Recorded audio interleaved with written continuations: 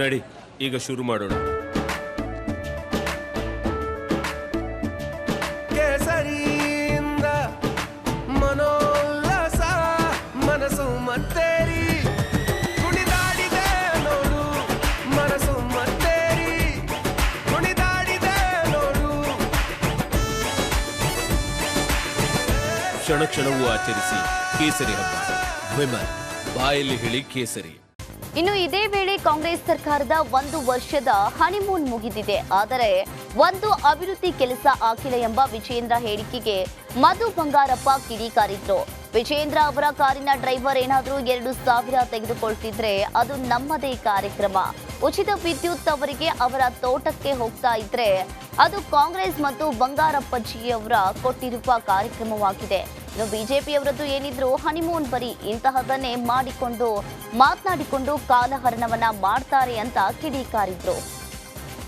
ಬಿಜೆಪಿಯವರು 6 ತಿಂಗಳು ಅಧ್ಯಕ್ಷ ಇರಲಿಲ್ಲ, ಅವ್ರಿಗೆ ಏನು ಅಧಿಕಾರ ಬರುತ್ತೆ? ಅಧ್ಯಕ್ಷರು ಇಲ್ಲದೆ ಇರತಕ್ಕಂಥ ಒಂದು ಪಕ್ಷ ಬಂದ್ಬಿಟ್ಟು ನಮಗೆ ಪ್ರಶ್ನೆ ಕೇಳುತ್ತೆ ಅಂತ ಹೇಳಿದರೆ ಹನುಮನ್ ಪೀರಿಯಡ್ ಅಂತ ನೀವು ಹೇಳ್ತೀರಾ. ಭಾಗ್ಯಗಳನ್ನು ಅನುಷ್ಠಾನ ಮಾಡಿರೋದು ಹನುಮನ್ ಪೀರಿಯಡ್. ಇದು ಒಳ್ಳೆ ಕೆಲಸ ಅಲ್ಲ.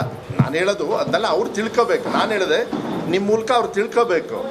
ಅವ್ರ ಮನೇಲಿರೋ ಕೆಲಸದ ಡ್ರೈವರು ಮೋಸ್ಟ್ಲಿ ಏನಾದ್ರು 2,000 ರೂಪಾಯಿ ಅವ್ರ ಮನೆಯವ್ರು ತಗೋತಾ ಇದ್ದಾರೆ ಅಂದರೆ ನಮ್ಮದೇ ಅದು ಕಾರ್ಯಕ್ರಮ. ಫ್ರೀ ಕರೆಂಟ್ ಅವ್ರ ಮನೆ ತೋಟಕ್ಕೆ ಹೋಗ್ತಾ ಇದೆ ಅಂದರೆ ಅದು ಕಾಂಗ್ರೆಸ್ ಪಕ್ಷ ಬಂಗಾರಪ್ಪಾಜಿಯವ್ರು ಕೊಟ್ಟಿರ್ತಕ್ಕಂಥ ಕಾರ್ಯಕ್ರಮ. ಇವನ್ನೆಲ್ಲ ಅವ್ರ ಮನೇಲಿ ಬಡವರು, ಅವ್ರ ಊರಲ್ಲಿ ಅವ್ರಿಗೆ ಮತ ಹಾಕಿದವ್ರಿಗೂ ಕೂಡ ಏನಾದ್ರು ಫ್ರೀ ಕರೆಂಟ್ ಬಂದಿದೆ, ನಮಗೆ ಓಟ್ ಹಾಕಿಲ್ಲ ಅಂದ್ರೂ ನಾವು ಕೊಟ್ಟಿರೋದು ನಾವು ಯಾರನ್ನು ನೋಡಿ ಕೇಳಿಸಿಲ್ಲ, ಒಂದು ವರ್ಗಕ್ಕೆ ನಾವು ಮಾಡಿದ್ದೀವಿ.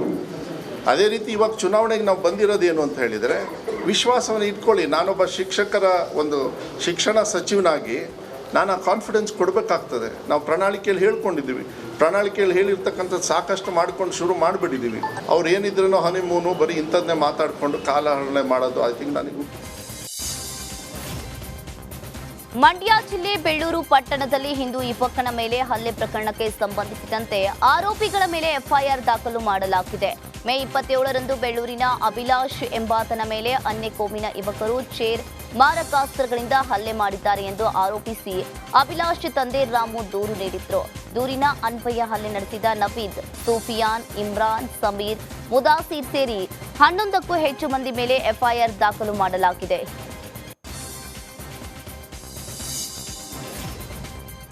ಮಂಗಳೂರಿನಲ್ಲಿ ಶಾಸಕ ಹರೀಶ್ ಪೂಂಜಾ ವಿರುದ್ಧ ಚಾರ್ಜ್ ಶೀಟ್ ಸಲ್ಲಿಕೆ ಮಾಡಲಾಗಿದೆ.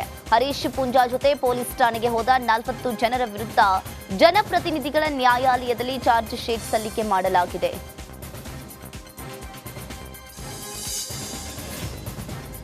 ಎನ್ಎಸ್ಯುಐನಿಂದ ಸಾವರ್ಕರ್ಗೆ ಅಪಮಾನ ಮಾಡಿರುವ ವಿಚಾರಕ್ಕೆ ಸಂಬಂಧಿಸಿದಂತೆ ರಾಯಚೂರಿನಲ್ಲಿ ಸಿಟಿ ರವಿ ಪ್ರತಿಕ್ರಿಯೆಯನ್ನ ನೀಡಿದ್ದಾರೆ.